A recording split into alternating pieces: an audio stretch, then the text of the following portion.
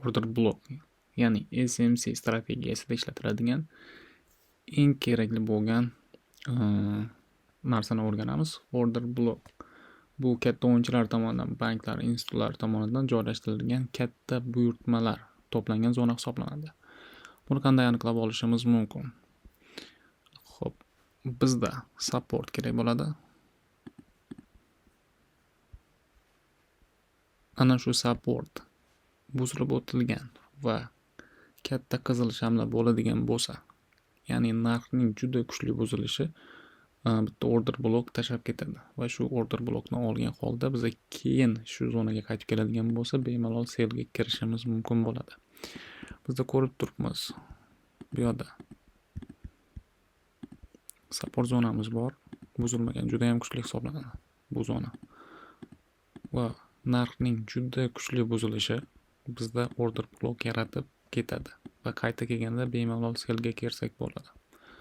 Xo'p, bu order blok qaysi hisoblanadi?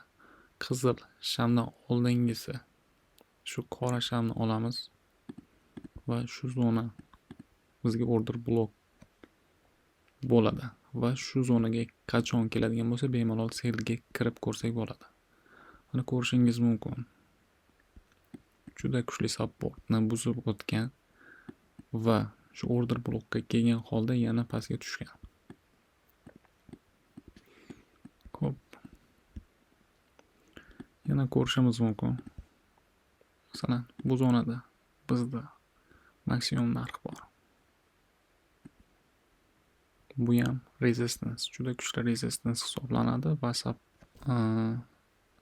buzilish qiyin bo'lgan zona hisoblanadi. Shu narxni buzib o'tgan va maksimum yaratgan. Xo'p, bunga bizga qaysi sham kerak bo'ladi? Shu sham juda ham kuchli impuls bilan buzib o'tgan. Biz shu order blokni olamiz va belgilab qo'yamiz. Qachonki shu zonaga keladigan bo'lsa, bemalol buyga kirsak bo'ladi.